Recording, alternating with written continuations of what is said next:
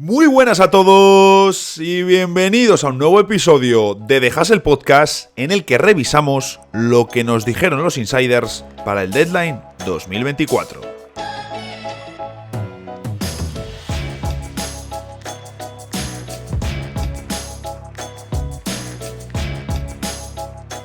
Qué caro me va a salir lo de decir que Dallas Mavericks ha pujado por un caramelo envenenado en este deadline. Ya me lo han recordado mucho este fin de semana, sobre todo aprovechando el estreno de Daniel Gafford y de PJ Washington con los Mavericks, que ha sido fascinante, ha sido realmente motivador e ilusionante para los seguidores de Dallas.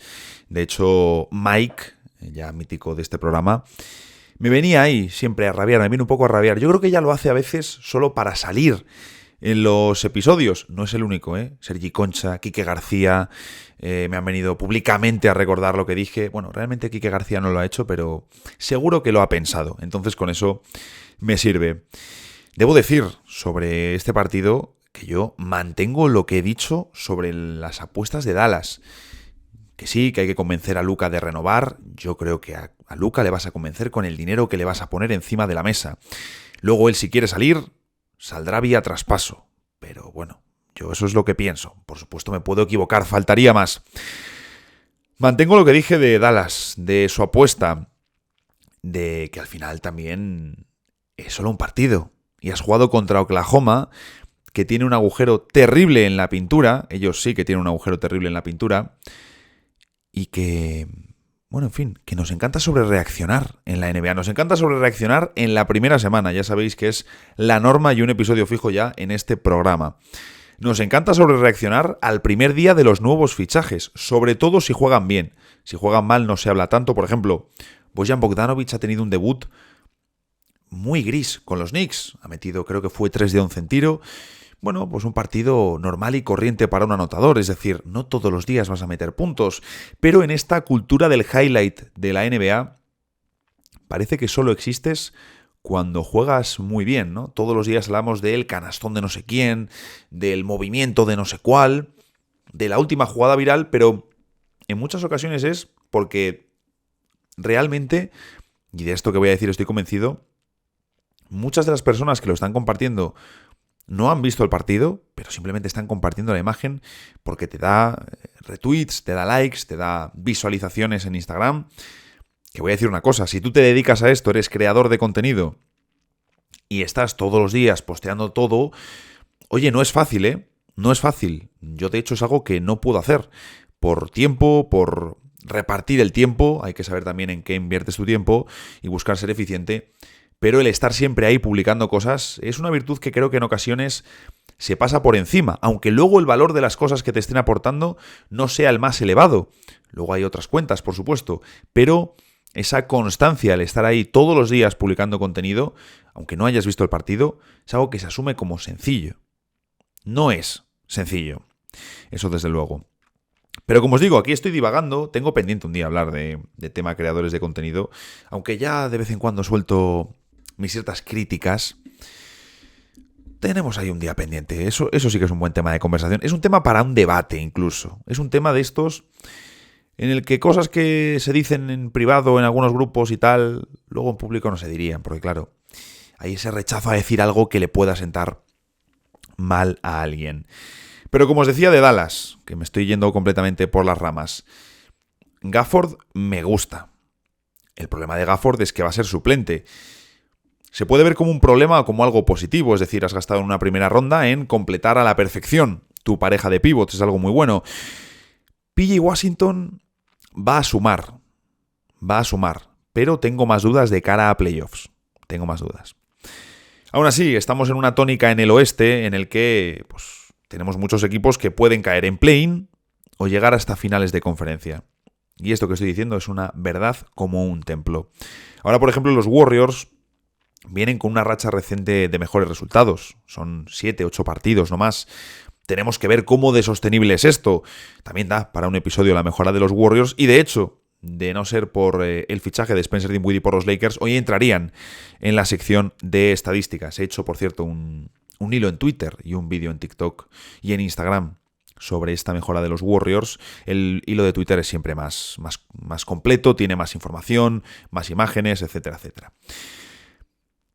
La mejora de los Warriors, por ejemplo, hay que ver cómo de sostenible es, cómo es también cuando regrese Chris Paul, que esto me parece un tema interesante, y sobre todo, pensando en playoffs, sí que me parece una versión que pueda funcionar mejor, sobre todo porque la que estábamos viendo hasta ahora no funcionaba ni en temporada regular, pero tenemos que verlo con más rodaje.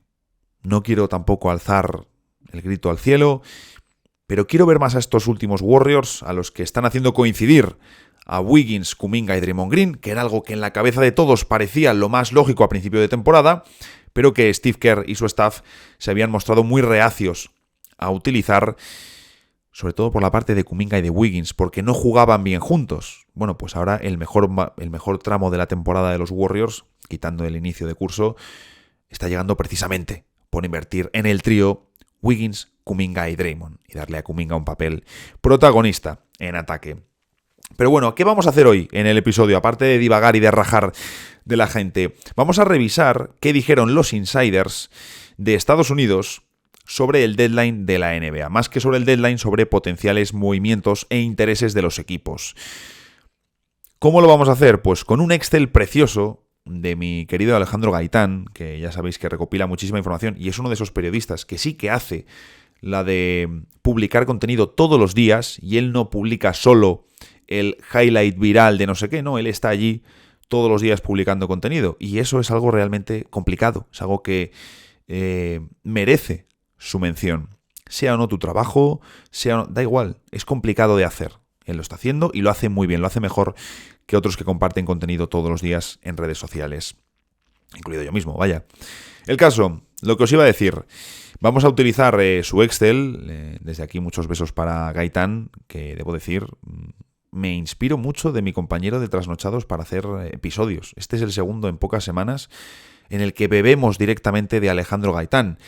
Pero importante, nos inspiramos. Aquí no copiamos nunca, aquí nos inspiramos. En fin, vamos a hablar de equipos y de nombres, me parece un tema interesante. Hay cosas que no podemos aclarar realmente porque no tenemos la información de primera mano, y sobre todo porque si son cosas que no han sucedido, ¿cómo narices medimos, no? Entonces, tiene su aquel, pero creo que sí nos puede servir para mostrar algunas cosas, y ahora lo vamos a ver. Comenzamos con Dallas Mavericks.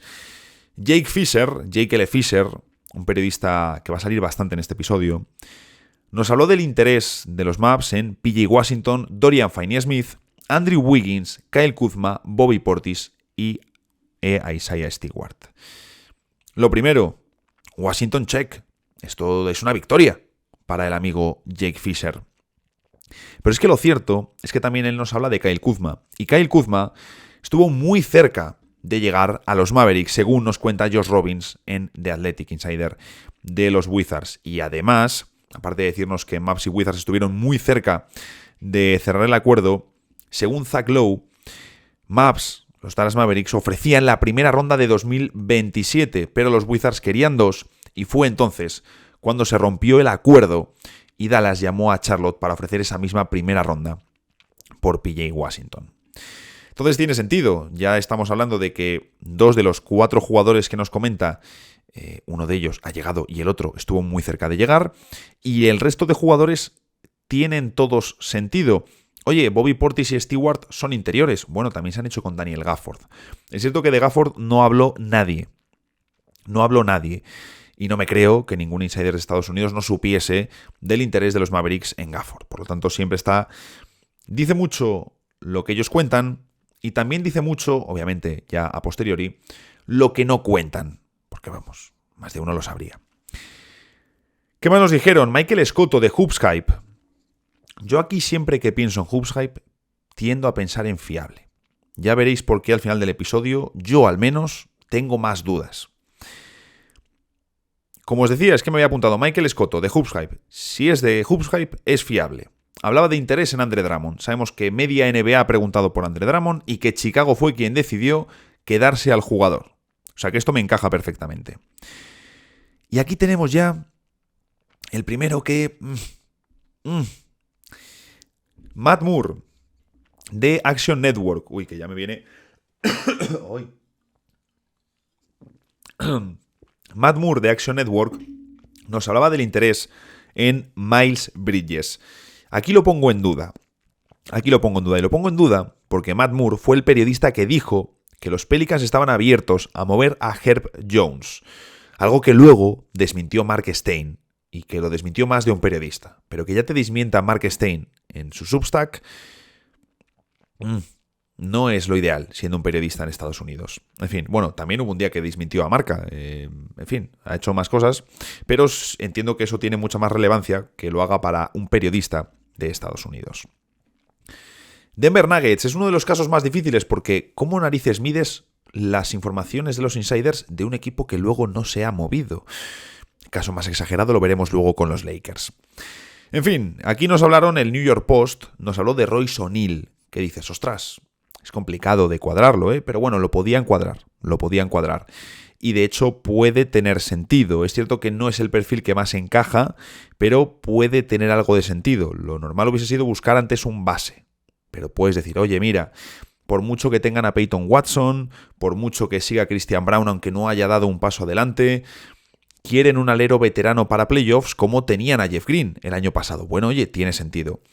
Mark Stein, que de Mark Stein es que directamente no quiero ni dudar, aunque en este mundo la verdad que habría que dudar de todos. Habla de Delon Wright, que tiene mucho sentido. Si precisamente estábamos hablando que lo que más interesaba a Denver era un manejador, pues hombre, Delon Wright tiene sentido.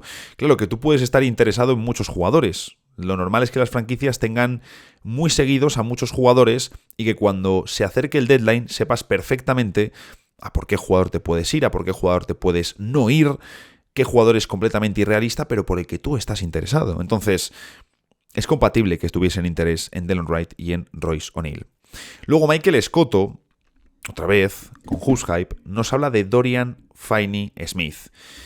Aquí ya sí me suena raro, es decir, Denver podía tener interés en Dorian Finney-Smith, como lo tenía Milwaukee, pero ¿qué sentido tiene? He tenido que meter ahí un pequeño y sutil corte porque he tenido un problema mientras grababa. Todo bien, todo solucionado, seguimos con el episodio. Como os decía, a mí me sonaba raro lo de Dorian Finney-Smith y a raíz de esto he dicho, lo de Michael Scotto me suena un poco raro. He preguntado, he tirado algunos mensajillos y me han dicho eso, que sí, que podían tener interés en Dorian Finney-Smith, pero que en ningún momento fueron un candidato real, que hasta Milwaukee mostró un interés más ferviente por intentar cerrar un traspaso de Dorian Finney-Smith. Golden State Warriors. Aquí nos han dicho de todo, pero de todo. Y se supone que fueron los Warriors quienes decidieron seguir con el mismo roster una vez pasado el deadline. ¿Seguro? ¿Eso es así? Es decir, los Warriors no intentaron realizar ni un solo traspaso. Bueno, yo creo que sí. Y además, según lo que nos han contado, casi pondría, bueno, no pondría la mano en el fuego por temas de estos, pero me jugaría unos billetes. Tampoco demasiados, ¿eh? Charania nos habló del interés en DeJounte Murray de los Warriors, que la verdad podía ser. Pues por poder, podría. Aunque a mí me pega muy poco, pero muy poco. Bien podría ser interés de Clutch Sports por armar revuelo, porque al final hay mucha gente que va a difundir el mensaje de ostras, oye, que los Warriors quieren a Murray. Y eso pues corre como la pólvora por redes, se comenta, se habla y te hacen el trabajo de PR simplemente lanzando un tuit. Luego Matt Moore, el amigo Matt Moore, nos hablaba de Jonathan Isaac. Que Jonathan Isaac, lo cierto es que me pega a nivel defensivo. Jonathan Isaac, claro, no sería compatible con Draymond Green, es decir, si les pones juntos el nivel defensivo del equipo sube muchísimo, pero te limita el tema del espacio. Me podéis decir, oye, pues como con Jonathan Kuminga. Sí, pero Jonathan Kuminga tiene una amenaza ofensiva que ya le gustaría a Jonathan Isaac. Me pega, pero claro, se hablaba de dar precisamente una vuelta al puesto de pívot, de traer algo diferente en esa posición. Y luego los Warriors han seguido en la misma línea, la línea del small ball. Una línea donde Draymond Green es el jefe en el puesto de center. Y donde nadie más ha mencionado a Jonathan Isaac, por mucho que me encaje. Y lo cierto es que los Warriors están teniendo este año más problemas para ser top en ataque que para ser top en defensa. Por lo tanto, lo pongo en cierta duda, la verdad. Luego Casey Johnson, de NBC Sports, uno de los periodistas más míticos de Estados Unidos y uno además muy respetado y con muchas fuentes en la ciudad de Chicago, nos hablaba del caso Alex Caruso y del interés de los Warriors en este jugador. Claro, aquí podemos encontrar casi por primera vez una diferencia. Y es que Casey Johnson es un periodista de los Bulls informando sobre el interés de los Warriors en un jugador de Chicago. Por lo tanto, lo más probable es que sus fuentes no sean de los Warriors diciéndole, oye, hemos preguntado por Caruso, sino de los Bulls diciendo, oye, nos han llamado los Warriors preguntando por Caruso, que es muy diferente. Porque creo que el nivel real de interés se va a conocer bien no por el agente, cuando hablamos de traspasos, ojo, no por el agente del jugador, no por el equipo interesado en realizar el traspaso, sino por el equipo que está recibiendo la oferta. Y aquí es ese caso. Y además, yo ya siendo Casey Johnson, me lo creo todo lo que publique. Si publica que mi abuela es un zombie, yo me lo creo. El caso es que Casey Johnson, él mismo, nos contó, pasado el deadline, que los Warriors se echaron para atrás en negociaciones con Chicago por Caruso cuando los Bulls pidieron a Jonathan Kuminga. Y es que los Warriors solo ofrecían a Moses Moody y otras piezas, un jugador que además está ya completamente relegado en la rotación. Chicago mantenía ese supuesto interés en seguir compitiendo. Y aquí debo decir que se me olvidó mencionar a los propios Bulls como uno de los claros perdedores de este deadline. Creo que incluso podría debatirse si han perdido más que Lakers y que Golden State. ¿Qué sucede si, por ejemplo, DeMar DeRozan se marcha este verano en la agencia libre gratis? ¿Qué sucede si Alex Caruso el próximo año, como es expiring, los equipos no te hacen ofertas tan potentes por él? En fin, sería tirar a la basura dos de los principales activos y por los que podrías haber sacado bastantes rondas. Como rondas las que perdiste en el traspaso de Nikola Vucevic, Franz Wagner y Wendell Carter Jr. Wendell Carter Jr. ya era jugador, pero Franz Wagner le diste a Orlando la ronda con la que eligieron luego al alemán. Me gustó mucho la valentía de Karnisovas cuando apostó por todos estos movimientos al llegar a Chicago. Pero Leñe, me gustaría que mostrases la misma valentía a la hora de romper el proyecto, tu proyecto, que obviamente no ha funcionado y está completamente estancado. Pero bueno, en fin, aquí desde el sofá de casa todo se ve como siempre de forma muy sencilla. Siempre digo lo de sofá de casa, aunque técnicamente nunca grabo en el sofá de mi casa. Pero bueno, en fin, me entendéis. Houston Rockets, de los que más nombres tenían, pero lo cierto es que nadie mencionó a Steven Adams. Tenemos, por ejemplo, a Kelly Iko, insider en The Athletic, del que luego vamos a ver alguna cosita, porque esto es lo de siempre, no es todo blanco o negro, no es, sí, de este insider fíate todo al 100%.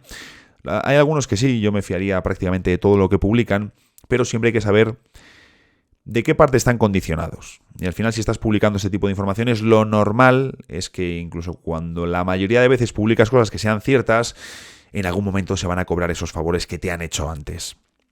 Kelly Iko nos hablaba, por ejemplo, de Andre Drummond, nos hablaba de Kelly Olynyk como intereses de los pivots. También nos hablaba de Michael Bridges, de que presentaron una oferta que fue rechazada por los Nets. Y aquí otros insiders han confirmado que Brooklyn tiene a Michael como intocable. Por lo tanto, esto me encajaría perfectamente. Y creo que además Bridges encaja como una estrella que pueda jugar a las órdenes de Ime Udoka, porque le va a exigir rendimiento cada noche en ambos lados de la cancha.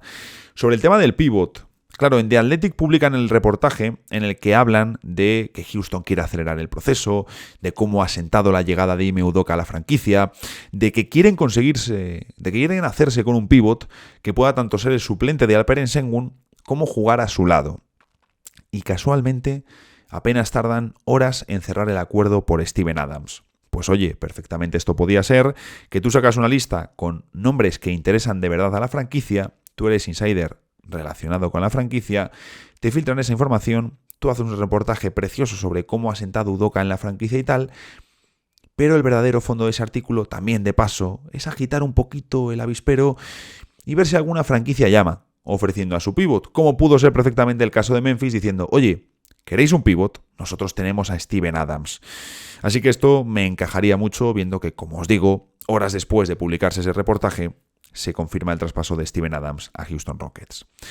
Jake Fisher, vais a escuchar su nombre hasta en la sopa en este episodio, nos hablaba de Robert Williams, pivot de Portland Trail Blazers, que tiene todo el sentido por los enlaces de Ime Udoka y su staff con el ex pivot de los Celtics y sobre todo porque está en la línea de hacerte con otro pívot lesionado como Steven Adams.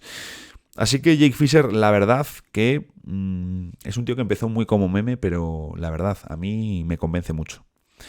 Luego tenemos a Brett Siegel. Vais a ver, este nombre va a salir unas cuantas pocas veces, pero las veces que va a salir con importancia. Y solo va a traer un nombre. Brett Siegel, de Clutch Points, hablaba de Clint Capela. Y oye, lo cierto es que pega y tiene todo el sentido del mundo. Y luego tenemos a Michael Scotto, de Hoopshype, que habla de Kyle Kuzma. Aquí debo decir que es el que menos sentido veo. El que menos sentido veo de todos por cómo juega Kuzma, porque no me pega ni con cola en un equipo con Udoka, y porque, por ejemplo, tienes a Jabari Smith en el 4, que es un jugador que sí que parece haberse amoldado mejor a las exigencias del entrenador. Los Ángeles Clippers, de nuevo Jake Fisher, aquí la verdad poco movimiento con los Clippers, porque realmente lo que tenían en el mercado era PJ Tucker y Bones Highland.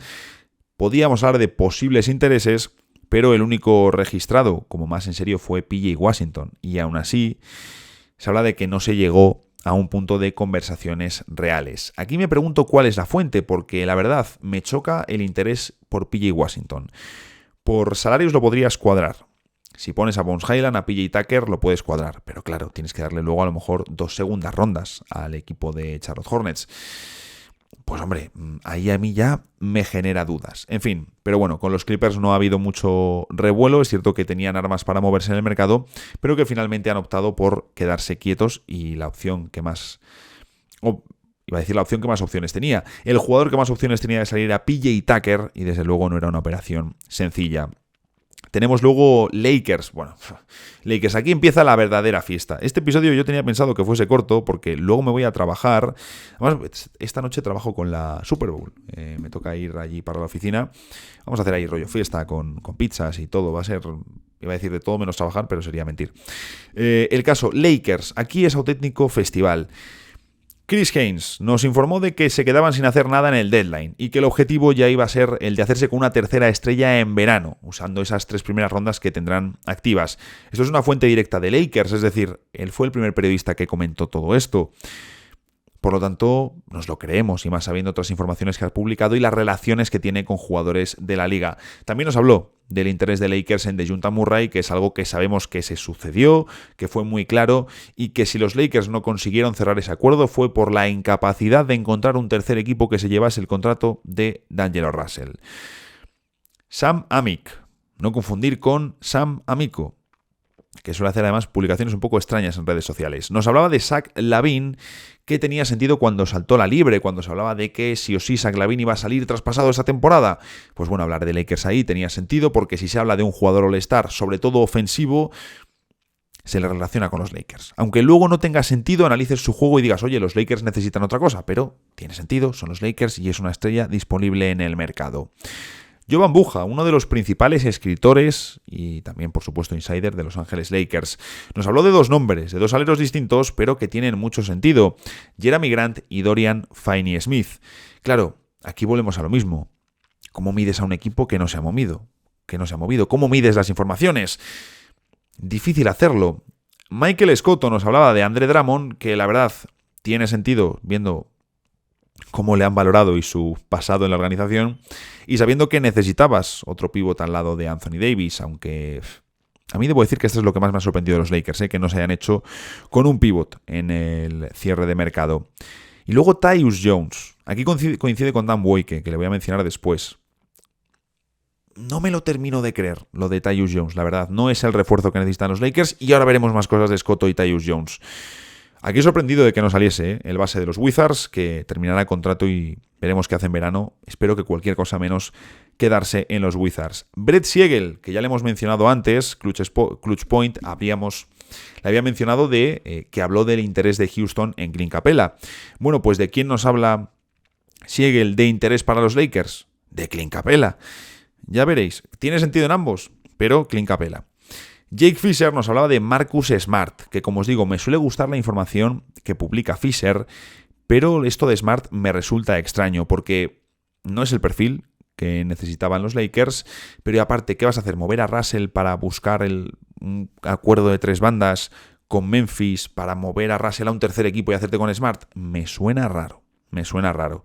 También podría ser un movimiento de decir, oye, en verano buscamos un refuerzo ofensivo y metemos aquí a Smart en la ecuación, pero me suena raro. Dave McMenamin nos hablaba de Colin Sexton. Me vuelve a sonar un poco raro, curioso, pero también es cierto que McMenamin tiene conexiones muy potentes, o las ha tenido con Cleveland y ahora sobre todo con los Lakers. Pero como os digo, me suena curioso, sobre todo viendo que al final también Colin Sexton se ha quedado en Utah, que se hablaba de interés de muchas franquicias en él. Matt Moore, el amigo Matt Moore, nos hablaba de Spencer Dinwiddie, que yo la verdad en traspaso no le veía ningún sentido a este movimiento, pero es cierto que ha terminado llegando como agente libre. Dan Boyke, que le mencionaba hace unos instantes, nos hablaba de Tyus Jones, repetido. Claro, y aquí lo que me pregunto es, oye, ¿así tiene más sentido? Si dos insiders han dicho al mismo jugador, ¿es que es verdad? ¿O es que los dos tienen la misma fuente? ¿O es que los dos tienen dos fuentes equivocadas? Porque ya sabéis eso de una mentira repetida 1000 veces se convierte en verdad. Aquello de Goebbels. Claro, esto es el agente de Tyus Jones filtrando un supuesto interés de los Lakers para darle más valor, o de los Wizards para hinchar la imagen y tratar de sacar más por un jugador que iba a terminar contrato. Buena pregunta para la que no tenemos respuesta.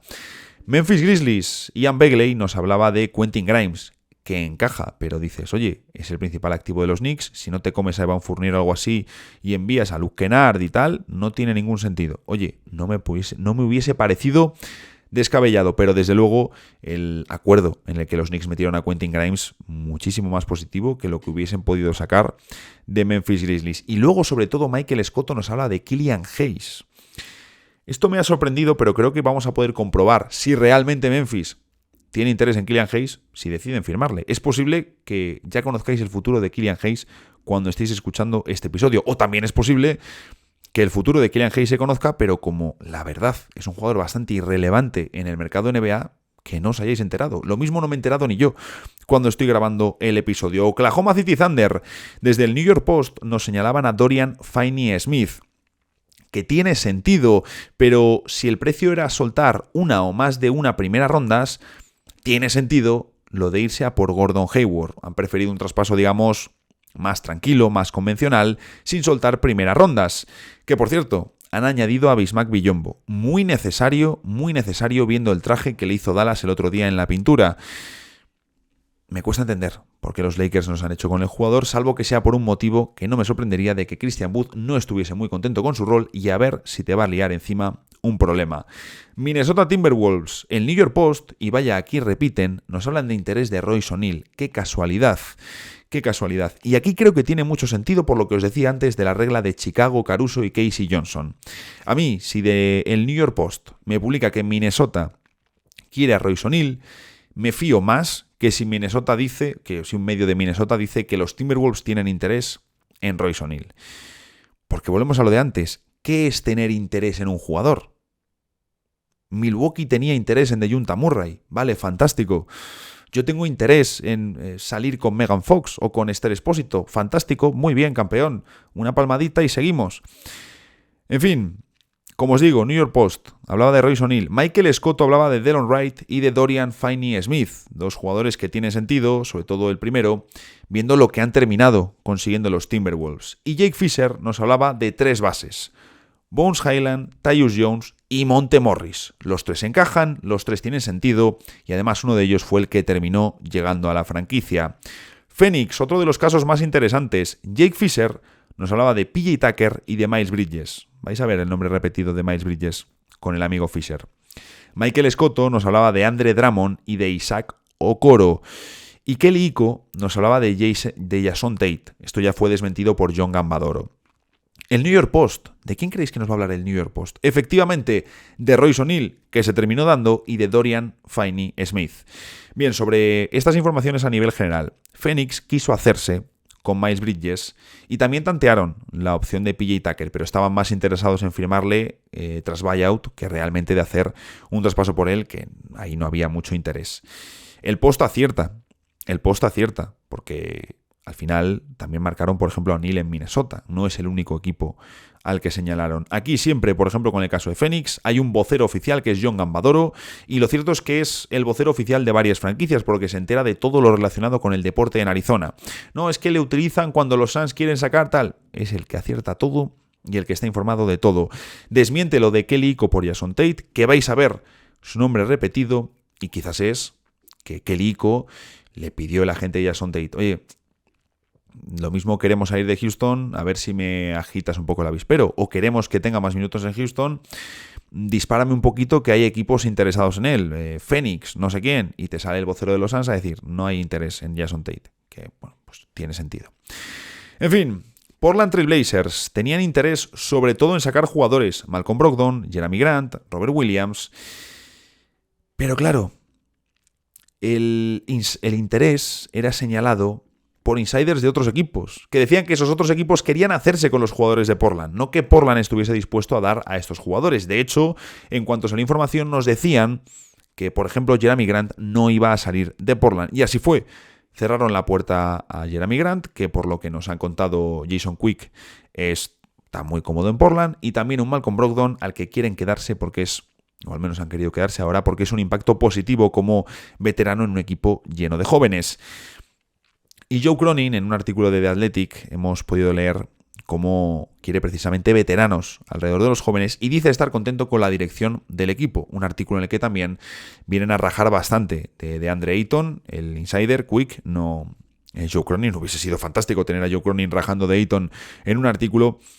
Y venía a decir cosas como que empezar a creer en la franquicia que cuanto antes traspase la franquicia de Andre Ayton, antes comenzará a creer de nuevo en la franquicia. Sacramento Kings. Y vamos a comenzar aquí con un nombre que ya ha salido ya varias veces: Siegel. Si yo os digo Siegel, ¿vosotros qué me decís? Clint Capela. Tercer equipo del que Siegel da información. Tercer equipo del que habla de Clint Capela. Que ya me diréis qué sentido tiene que Sacramento se vaya por Clint Capela teniendo a Domantas Sabonis en el equipo. Ninguno. No has cerrado ningún traspaso, pero el que ibas a cerrar era por Clint Capela. James Ham, un insider de los Kings, además muy conocido allí, nos hablaba de Kyle Kuzma, que tiene sentido, aunque lo que ellos necesitaban era un refuerzo en forma de alero defensivo. Y ahí el New York Post nos hablaba de Royce O'Neal y de Dorian Finney-Smith, mientras que Michael Scotto volvía a hablar de Delon Wright, que la verdad yo no le veo sentido, y luego Matt Moore nos volvía a hablar de Miles Bridges. Debo decir que la gente de Hoops Hype, en concreto Scotto, que es el que más cosas cuenta, me ha ido descolocando. De hecho, le pude preguntar a un miembro de Hoops Hype hace no mucho, hace unos meses antes de la temporada, por la información que publicaron de que Atlanta no cerró el traspaso de Siakam porque no querían incluir a Kobe Bufkin. Voy a preguntarles estos próximos días porque a mí ha habido cosas ya preparando este episodio que me han dejado con dudas.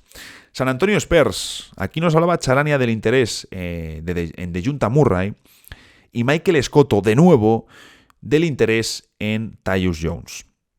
Aquí yo lo que me pregunto es, ¿vale? ¿Ese interés real de la franquicia? Que luego lo único que han hecho ha sido sacar a Doug McDermott. ¿O hay un interés de los agentes en que se hable de DeJounte Murray, en que se hable de Tyus Jones, o de los Wizards en que se hable de Tyus Jones? Y como os digo, si miramos a otros casos, vemos que Scotto repite con Tyus Jones en varios equipos. Utah Jazz. Aquí Jake Fisher nos vuelve a hablar de Miles Bridges. Solo él y Scotto solo él y Matt Moore los únicos que nos han hablado de potenciales destinos para Miles Bridges. Y bueno, es el único gran interés que se le ponía a Utah Jazz. Se hablaba de diferentes salidas y luego Simone Fontecchio y Kelly Olynyk se terminaron dando. Boston. Nos habla Scotto de nuevo de Delon Wright, sorpresa, de Andre Drummond y de Kelly Olynyk. Y aquí fijaros que vuelve a aparecer el nombre de Kelly Iko, ese insider al que desmintieron su información de que los Suns querían a Jason Tate. Pues ¿a quién señala como interés de los Boston Celtics? A Jason Tate. Y Jake Fisher nos habla de Otto Porter Jr. y Lonnie Walker. Debo decir que estos nombres me encajan, pero seguramente pedirían por ellos un poquito más de lo que pagaron por Jaden Springer, que fue una segunda ronda. Entonces, Esto debo decir que me encaja y me creo que Boston preguntase por estos jugadores en el cierre de mercado porque están un escaloncito por encima de Springer. Luego tenemos el caso de Brooklyn Nets, que, sorpresa, sorpresa, Michael Scotto repite con Tyus Jones, vamos ya casi a hacer la quiniela, Matt Moore inaugura un nuevo nombre con Gary Trent Jr. y Jake Fisher vuelve a repetir con DeJounte Murray. En Indiana Pacers, aquí hay que destacar que Jake Fisher habló del interés en Pascal Siakam, por lo tanto, otro mini punto para él. El New York Post habló de Royce O'Neal, por lo tanto, ya sabéis, al New York Post hay que hacerle caso relacionado con las informaciones de los jugadores de Nueva York. Michael Scotto de Hoops Hype habló de Dorian Finney-Smith y de Isaac Okoro. Se ha hablado mucho de estos jugadores con Indiana, pero al final han tirado completamente por otras vías. Y Shams Charania habló en su día de un potencial interés en Andrew Wiggins. Esto me pega y me encaja, aunque entiendo que lo de Siakam era primera opción. Miami Heat, Jeff Zilgit nos habla de interés en Donovan Mitchell. A mí esto durante la temporada y sobre todo viendo cómo estaba jugando Cleveland, me suena que no viene por parte de Cleveland, me suena que puede venir o por parte de la gente de o por parte de Miami Heat directamente. Luego Jake Fisher, que nos vuelve a hablar de DeJounte Murray, y Shams Charania con Terry Rozier. Así que, bueno, fue también el que nos informó del traspaso. New York Knicks. Aquí también tenemos cositas interesantes. Shams Charania nos hablaba de OJ Anunoby, que efectivamente luego terminó llegando al equipo, y de Karl Anthony Towns, que era esa potencial estrella que podía estar disponible este año, pero que finalmente no estuvo en el mercado. Jake Fisher, que estamos viendo que, oye, que el tío atina, nos vuelve a hablar de DeJounte Murray y del interés de los Knicks. Yo la verdad que esto es algo que no he visto mucho sentido nunca y creo que, aparte de lo que ha sucedido, tenía mucho más sentido, como era traer un playmaker secundario al lado de Jalen Brunson. Yo lo de DeJounte Murray nunca lo he terminado de ver. Aquí parece que Fisher tiene buenas conexiones con el entorno de Murray. Ian Begley, también uno de los principales insiders de Nueva York, nos hablaba de Bruce Brown. Me lo creo perfectamente. Me creo perfectamente que Bruce Brown haya sido uno de los nombres calientes en el mercado de los Knicks hasta última hora. Y luego Michael Scotto nos hablaba de Terry Rozier, Malcolm Brogdon, Jordan Clarkson, Isaac Okoro y Alec Burks. Así que mini punto para Michael Scotto, que la verdad le estoy metiendo unos cuantos palitos. Así que para él. Y por último, tenemos de nuevo a Brett Siegel. ¿Qué jugador pudo mencionar Brett Siegel como interés para los New York Knicks? Efectivamente, Clint Capela. Que oye, tenía sentido cuando estaba lesionado Mitchell Robinson, antes de traerte a Precious Achiuwa y tal. Pero qué casualidad que otra vez nos vuelve a traer un potencial equipo y nos vuelve a hablar de Clint Capela.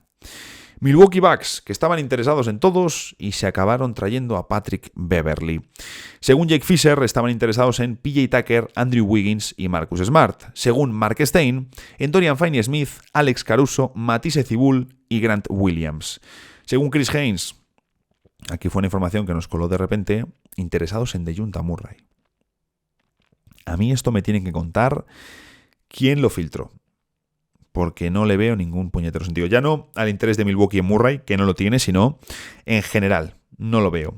El New York Post, ¿de quién nos habló? De Royce O'Neal, por supuesto, y Michael Scotto de Isaac Okoro, que lo había mencionado ya en varias ocasiones. La verdad que el factor común que veo en todas estas listas es nombres a los que en su gran mayoría Milwaukee no podía aspirar. Y nadie habló de Patrick Beverley. Orlando, tenemos a Matt Moore, de nuevo, que nos hablaba de Kyle Lowry y de Chris Paul. Yo puedo comprar que Orlando tuviese interés en estos jugadores y puedo comprar que él a lo mejor aquí tiene fuentes cercanas a Orlando Magic, porque si te habla de interés de Orlando en dos bases veteranos que les encajan en el sistema, que les encajan en ayudar a jugadores jóvenes, también nos hablaba de lo de Jonathan Isaac a los Warriors. ¿Quién es su fuente y quién le cuenta las cosas? Eso ya obviamente no lo podemos saber. Y Philadelphia 76ers, terminamos con ellos, había otros equipos, pero también había muchos que pues no había mucha información importante, como Toronto Raptors, que no conocíamos intereses fuertes reales, Washington Wizards, Cleveland Cavaliers, Charlotte Hornets, por ejemplo. Philadelphia 76ers, según Chris Haynes, DeJounte Murray. También se habló en su día de Zach LaVine, pero bueno, sabemos que es un jugador que está cao también. Matt Moore repite con un nombre que ya nos ha traído, Tyus Jones. O sea, está muy claro que el agente de Tyus Jones ha escrito a varios, o alguien de los Wizards, pero me pega más lo del agente de Tyus, porque mucha casualidad que demasiados nombres lo repiten. Y luego tenemos a Jake Fisher con Buddy Hield, así que hay otro acierto para él. Nos alimentamos de rumores, es la realidad. Pero por detrás de esto está la realidad, que es un negocio, igual en España con Euroliga y ACB, aunque a una menor escala. Esto ya no se trata de un periodista persiguiendo la noticia. Es una relación de intereses en la que los nombres y los timings valen oro. Cuando sale una información, lo más normal es que sea de hace días. Y lo cierto es que ahí somos nosotros, la gente, la que hace el trabajo de PR, dándole voz a estas informaciones en redes. Aquí lo hemos hecho, más de una vez, seguro. Y lo vuelvo a recalcar, Jake Fisher, que empezó con la coña, tiene fuentes sobre los intereses de los equipos. Y es así, lo hemos visto, que ha acertado. Seguro que en más de una ocasión ha metido informaciones que le interesaban a sus clientes, pero hemos visto que acierta mucho y empezó como un meme.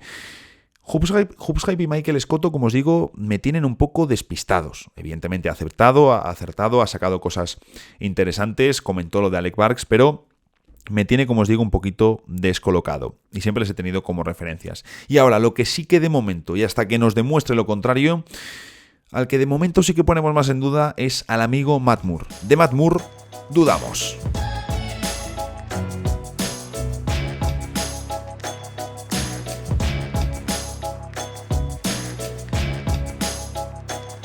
Es tremenda la capacidad que tengo para no cumplir nunca los timings que me pongo con los episodios. Puedo decir que voy a grabar un episodio de 20 minutos y acabe siendo de 50 y otro que diga, no, este va a ser de 40 y que acabe siendo de 20. Es una cosa absolutamente demencial. Pero bueno, hoy es lunes y eso en Dejas el Podcast significa que tenemos la sección de estadísticas, o al menos unos cuantos lunes, porque la verdad es la sección que más me salto con diferencia.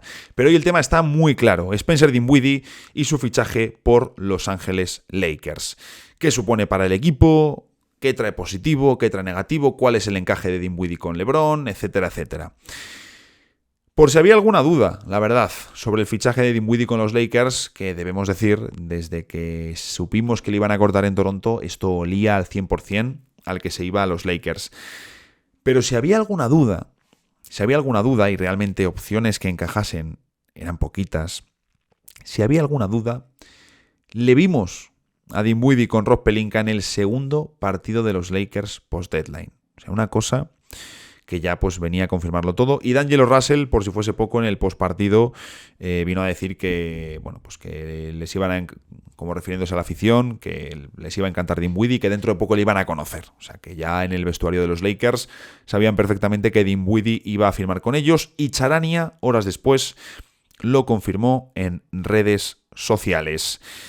Y ahí lo que nos decía es que se adelantó Lakers al interés serio de otros equipos de playoffs como Dallas. No nos mencionan otros equipos y la realidad es que por el contrato que tenía Dinwiddie, ni Denver, ni Miami, ni Boston, ni Milwaukee, ni Clippers, ni Phoenix, ni Warriors podían firmarle, lo cual reduce bastante la lista de posibles destinos. De hecho, me temo que Lakers y Dallas eran los principales equipos de playoffs interesados en Dinwiddie, porque si no, tú pues mencionas otros equipos, como hemos visto en otras situaciones.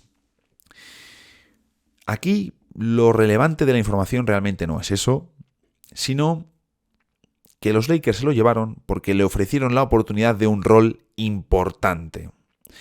Entonces, ¿por qué Dinwiddie se va a los Lakers y no a Dallas? Uno piensa a priori, ostras, ¿no tendría más sentido irse a los Mavericks, donde ya lo hizo muy bien? De hecho, su mejor baloncesto, el mejor baloncesto de la carrera de Dinwiddie, lo ha hecho en Dallas. ¿Qué ocurre? Que en Dallas ahora está Kyrie Irving. Y cuando Dinwiddie lo hizo muy bien en Dallas, no estaba. Kyrie Irving, ¿qué supone la presencia de Kyrie para Dinwiddie? Pues que no puede cerrar los partidos de los Mavs. O Kyrie Irving no juega, que es algo que no se puede llegar a descartar, o la realidad es que Dinwiddie va a llegar a los Mavs para ser un muy buen refuerzo y el manejador que echan de menos desde el banquillo, pero que sus minutos están limitados. ¿Qué vas a jugar? ¿Con Dinwiddie, con Luka y con Kyrie juntos? Hombre, hubiese sido interesante de ver, no lo voy a negar. La última vez que vimos a tres manejadores, entre comillas, similares en un equipo, a Oklahoma le fue de maravillas, con Shea, con Chris Paul y con Schroeder juntos. Pero en fin, regresando a Dinwiddie, lo cierto es que él viene de un año regulero con Brooklyn. Empezó bien, en playoffs no estuvo mal, Pero esta temporada ha sido complicada y han salido informaciones muy raras, tipo como que Dinwiddie estaba haciendo huelga mientras estaba durante la temporada, y lo cierto es que su rendimiento ha sido pobre. Luego, viendo el traspaso que han hecho los Nets, pues nos queda muy claro que se querían quitar a Dinwiddie de encima. A Ben Simmons ya le han pasado al puesto de base, que él ya estaba diciendo, oye, yo creo que soy más útil como base, y Schroeder se mantiene como sexto hombre. De hecho, ahora mismo tienen a Dennis Schroeder y a Dennis Smith Jr. como suplentes. Los Brooklyn Nets es desde luego llamativo. No es la pareja de Dennis que uno espera tener juntos en su backcourt. La cosa con Dinwiddie es que yo tengo la sensación, precisamente la sensación, de que es un jugador muy de sensaciones, que necesita sentirse importante, pero obviamente no como primera espada creativa. En Brooklyn creo que ha tenido un rol superior al que podían desempeñar. En Washington también tuvo problemas cuando intentó liderar el equipo. Y justo cuando mejor ha funcionado ha sido cuando en Dallas le dan un rol que todos consideramos que era demasiado grande para el jugador que era Dinwiddie, pero precisamente donde más cómodo se ha sentido y donde mejor ha jugado. Y ahí, evidentemente, lo primero es comentar, señalar que en los Lakers hay un hueco, no quiero decir enorme, pero sí hay un hueco importante debido a la ausencia por lesión de Gabe Vincent. No son en absoluto jugadores parecidos, pero sí que podemos decir que Vincent viene a ser un poco el Dennis Schroeder de los Lakers de este año. Y ahora me meto con esto porque por Twitter me señalaron efectivamente las diferencias que hay entre los jugadores. Yo hablo del papel que viene a ocupar Dinwiddie. ¿Qué ocurre? Ahora los Lakers juegan con D'Angelo Russell, Austin Reeves, Rui Hachimura, LeBron James y Anthony Davis de inicio. Debido a pues ese cambio que hicieron de quinteto, Vanderbilt estaba en el quinteto titular, pero con su lesión ha entrado Hachimura y Taurean Prince está en el banquillo. Y lo cierto es que el banquillo de Lakers se queda bastante escaso con Prince como principal activo. De hecho, no tenían ni siquiera un manejador algo establecido en la segunda unidad. Jalen Hood-Schifino, el rookie, no está jugando. Y tenían contratado y ha estado jugando Skylar Mays. Yo entiendo ahora que con Dinwiddie va a salir del equipo. Y luego el tema es que dices, vale, pues Skylar Mays ha estado unos partidos, ahora ahí entra Dinwiddie. Tienes a Taurean Prince, que está bien, pero no es una locura de alero. Y luego la rotación de pivots tampoco está del todo definida, porque tienes a Christian Wood y a Jackson Hayes en el banquillo, ninguno tampoco es una maravilla de pivot, y sin duda echas de menos a Jarred Vanderbilt. Pues como digo, efectivamente Dinwiddie viene a tomar un rol de relativo peso y a ser el sexto hombre de Lakers. Viene a ser el Schroeder de este año en términos de el papel que tiene en el equipo. Pero evidentemente, como me dijeron por Twitter, tienen sus diferencias. Sin duda, Dinwiddie defiende peor, Dinwiddie la pasa y genera menos que Schroeder. También tiene una capacidad de anotar en la NBA superior a la que tiene el alemán. ¿Cómo podemos definir entonces a Dinwiddie? Pues básicamente como un anotador sobre bote cuya eficiencia es cuestionable y cuya defensa también es cuestionable.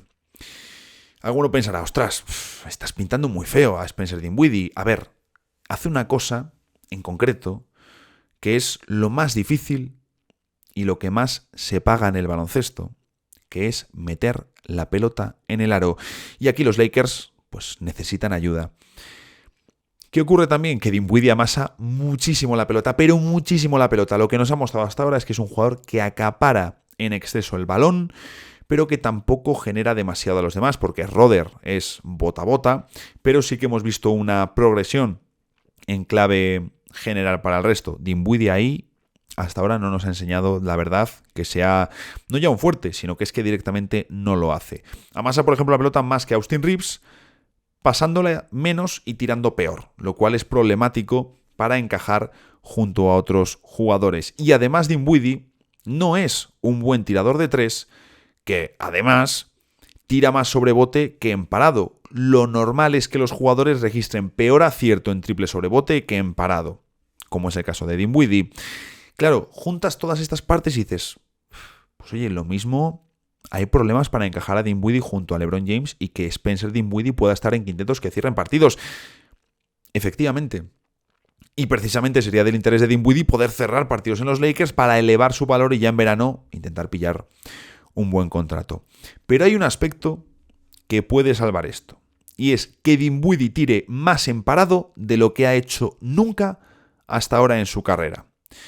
Que tire sobre bote cuando lidere la segunda unidad, cuando salga desde el banquillo, descanse LeBron, quien toque, cuando su turno sea el de ser líder ofensivo, y que tire en parado cuando juegue al lado de LeBron James. Fijaros en el acierto en catch and shoot de Spencer Dinwiddie. Esta temporada 35,1%, la pasada temporada 41,7%, la anterior 37,3% y en la anterior, la 2021, un 40%. Es cierto que nunca ha tenido volúmenes muy elevados, de hecho de estas 4 temporadas solo en una tiró más en parado que sobre bote, la única temporada, la excepción que confirma la regla, pero siempre ha tenido muchos mejores números en tiro parado que en tiro sobre bote. Así que aquí hay un aspecto interesante para los Lakers. No es la solución que necesitaba el equipo, pero sí es un buen añadido al que la verdad solo le veo 2 opciones. O un rol limitado a sexto hombre, ilimitado por tener delante a Russell y a Reeves, que su juego sea regulero, intermitente y con la posibilidad real, aquí depende más bien de cuándo y cómo vuelva Gabe Vincent, de que Dinwiddie pueda quedarse fuera de la rotación en favor de Vincent. Este escenario hay que contemplarlo. Y luego el otro, Dinwiddie se viene arriba, se crece, vemos una versión muy motivada de un jugador que en ocasiones ha mostrado liderazgo, luego habrá liderado bien o mal, o habrá intentado liderar bien en un mal escenario, que llegue motivado después de una mala salida de Brooklyn, que vea un escenario que le brinda una oportunidad interesante, que sea inteligente y explote su vertiente del tiro en parado. Aunque, ojo, los Lakers no le contratan por su tiro en parado, esto hay que destacarlo. Y os voy a decir una cosa, si aquí nos damos cuenta de su acierto en triples en parado, los entrenadores de los Lakers lo saben desde antes de su fichaje. Si no lo explotan o si no lo buscan, o si de repente ahora Dinwiddie se pone a tirar 7 triples sobre bote por partido, es una decisión premeditada. Pero bueno, llegamos al final de otro episodio. Aquí os tenéis que quedar siempre. Siempre hay gente que no termina de escuchar los podcasts enteros. Yo me escucho el podcast cualquiera y me escucho un montón hasta el último segundo. Los podcasts se escuchan hasta el final. Y ahí pues, también quiero dar las gracias, lo di en el anterior, pero quiero dar las gracias a todo el mundo que estuvo en el directo. Conté alguna cosita de que va a haber en el canal próximamente, tampoco quise desvelar demasiado, pero a los fieles estuvimos ahí dándoles carnaza. Yo creo que habrá más directos, porque fue algo divertido y hay momentos de la temporada en los que desde luego se puede hacer. Pero bueno, hoy me toca marchar, que de hecho voy a editar esto corriendo y me voy a la oficina, como os digo, a cubrir la Super Bowl. Así que nada, quién sabe, lo mismo hay un día, ojalá, en el que todos los domingos tengan que hacer contenido para toda esta red que estamos creando con The Hustle Podcast y que pueda ser el motor central de mi vida laboral. Mientras tanto, aquí ya sabéis que nos vemos el jueves en el próximo episodio de The Hustle Podcast.